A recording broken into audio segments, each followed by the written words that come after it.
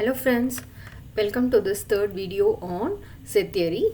This video will concentrate on the algebraic laws of set theory. We already used the Venn diagram to represent the relation between the universal set and any given set called as A. These laws of algebra can be easily understood if we have the Venn diagrams in mind. Okay, come on, we will move on to see what are them and how we can associate them with. The binary operation of sets, union and intersection satisfy many identities. Identities are nothing but laws. Okay, so you can directly use them whenever you want, like they are going to be already proved quantity. You need not have to you put any effort proving them, so you can use them wherever necessity to satisfy any relationships. So let A be any subset of the given universal set U. Then the following identities or the laws hold.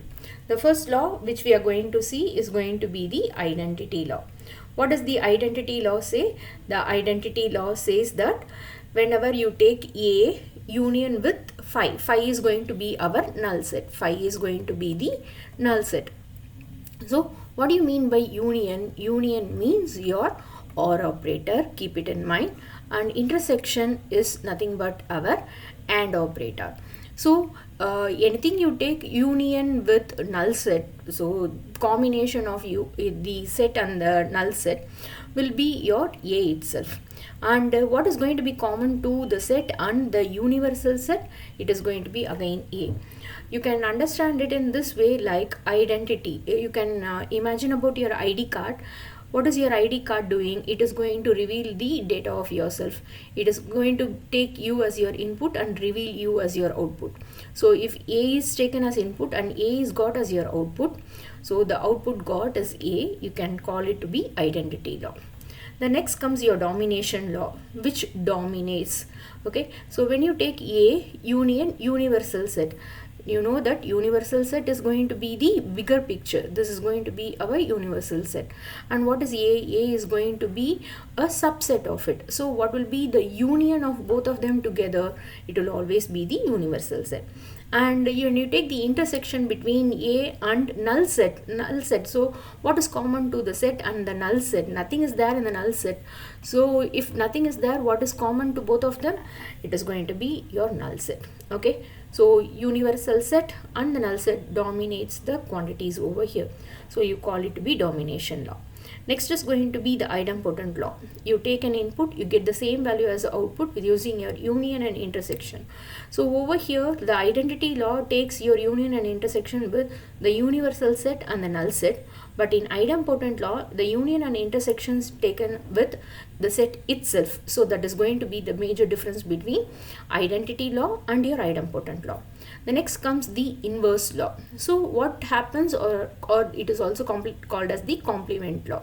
So whenever we have the set A, the elements that are apart from A will be referred as its complement. So this portion which you have over here, right?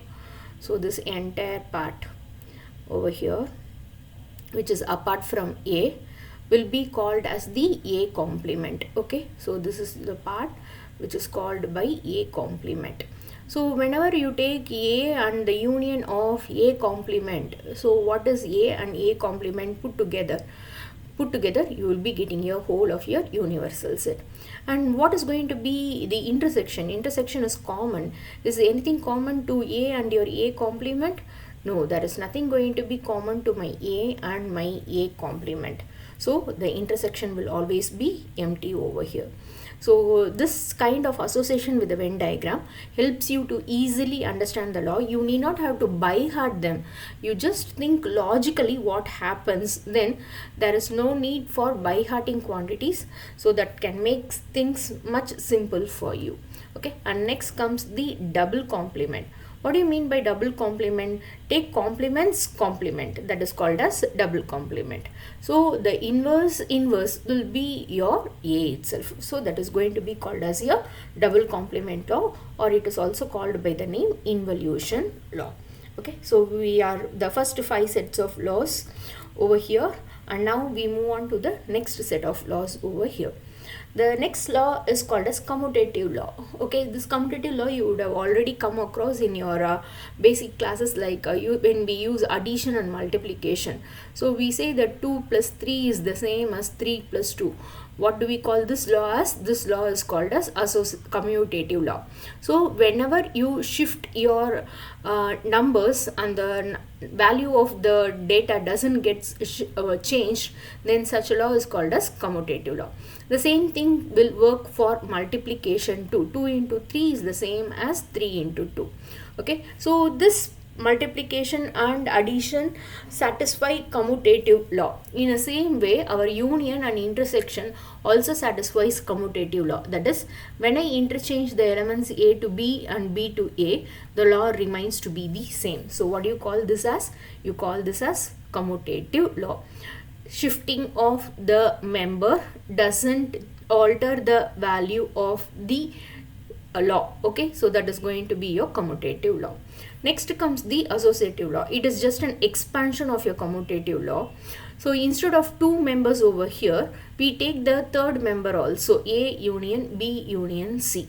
So we call this as A union B union C. What we do over here in commutative law is we shift the sets, but what happens over here is we shift the brackets. So when the brackets gets shifted, then what law is called as? It is called as associative law. Okay, so it holds true for union as well as it holds true for intersection. The next one, eighth one, comes to be the distributive law. A union B intersection C is A union B intersection A union C.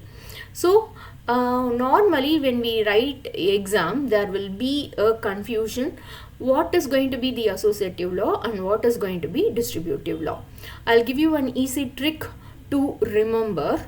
Whenever you have the operator to be different, okay, over here, what is the operator which we have?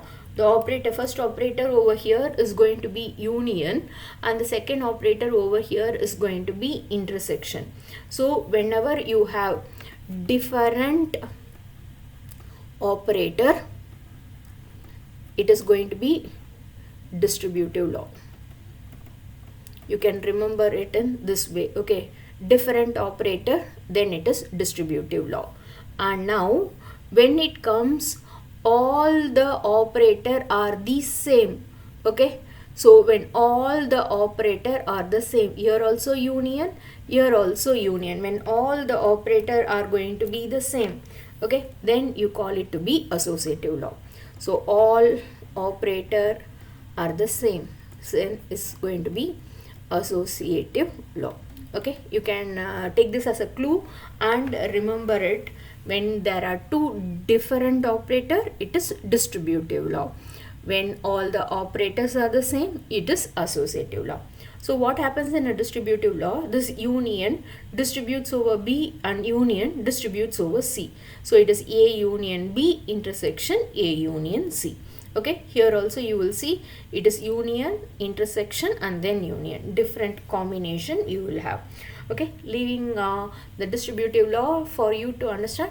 Next we move on to the absorption law. A union A intersection B. Again it is an mimic of your distributive law. The only thing is that union and intersection, two different laws are there, but instead of three operator A, B and C, I have only two sets over here. One is A and the other one is B. So we don't have three different sets A, B, C. We have only the set A, union and A intersection. So always the output will be the same input, which is going to be your A.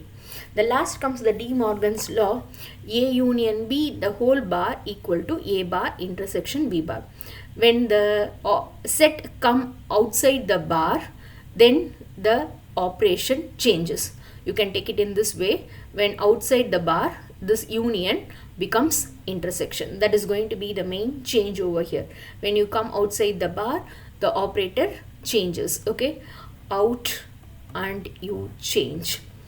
Okay, so union will become intersection and intersection will become union when you apply the complement. Okay, so that is going to be the De Morgan's law. So we need to understand them using the Venn diagrams, then these laws need not have to be memorized for, but it will easily be understood and can be kept in mind. When it comes for examination point of view, it is not necessary that we will be frequently using all the 10 laws. It is just sufficient you memorize yourself with the De Morgan law, distributive law, associative law, and then majority of the problems can be solved easily. Okay, so these things can be easily visualized through the Venn diagram. So when it is asked for, you can go for the answer by thinking about the diagram.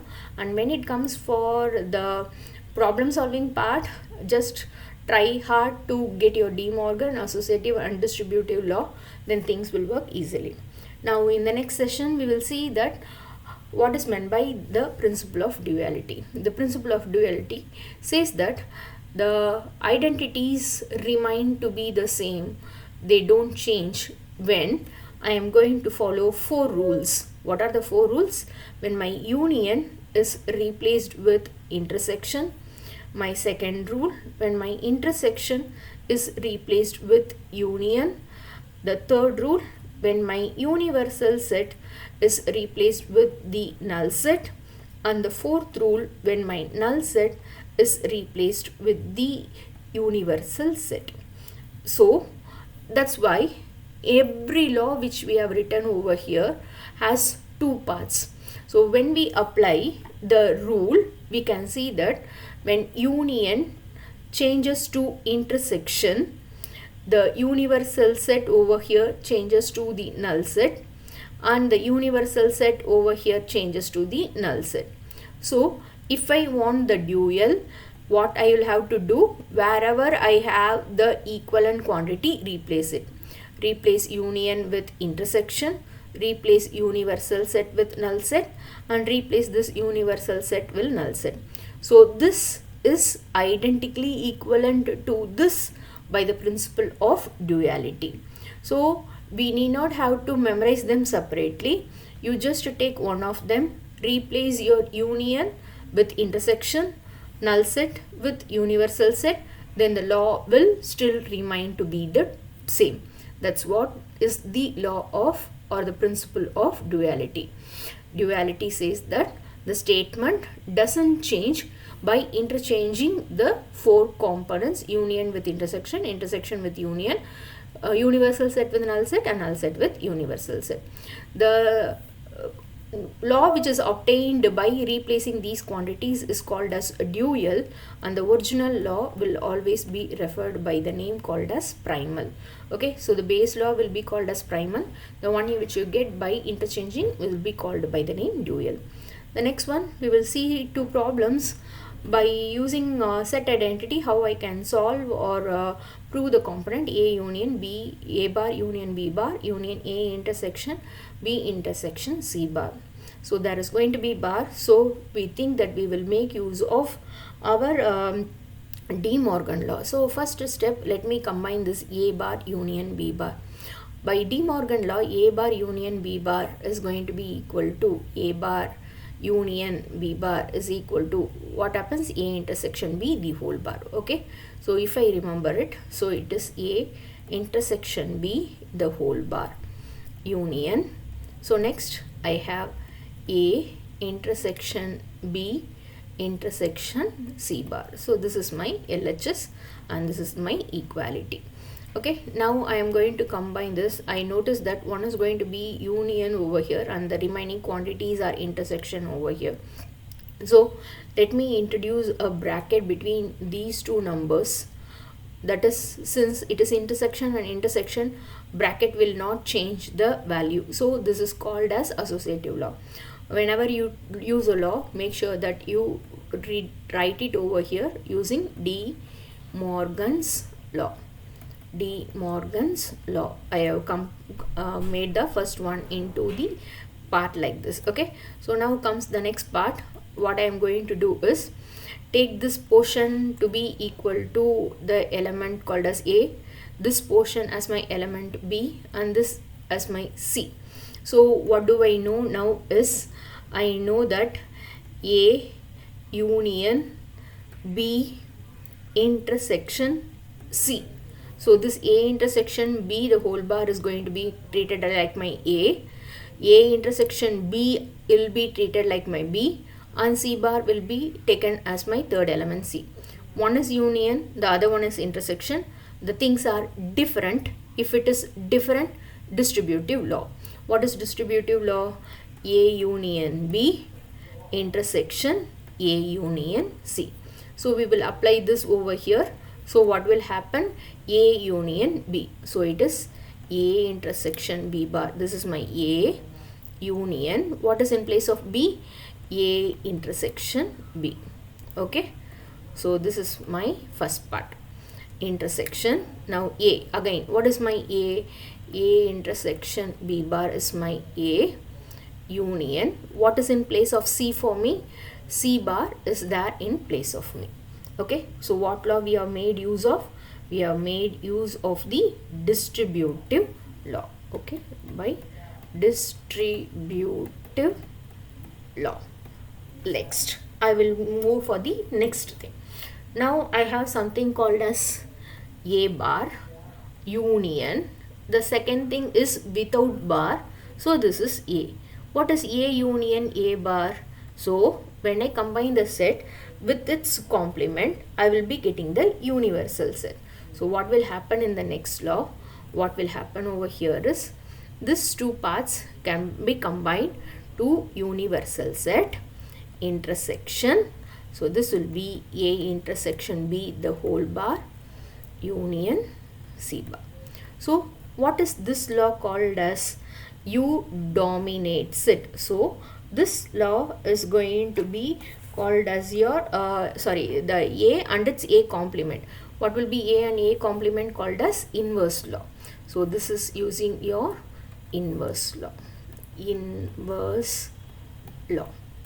Now the next thing, what happens over here is when I take universal set and intersection any set, what will be common to the universal set and any set? It will be the set A alone will be common to universal set and set. So universal set and this entire quantity you take it to be the set A. What is common to both of them? The set will be the only thing that is common to both of them.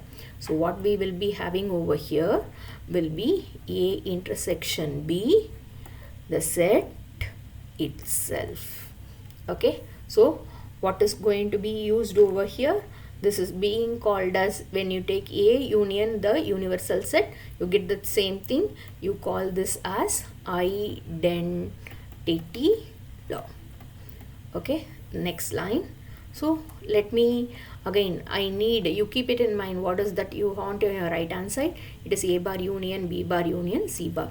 So this is intersection over here. How can I split this? Yes, very well. A intersection B, the whole bar can be written as A bar union B bar using which law? Yes, you are very right. It is called by the name De Morgan law. De Morgan's law. See, now this is not the only way in which the problem can be solved. The problem can also be approached in very different way because it just uses logical ideas.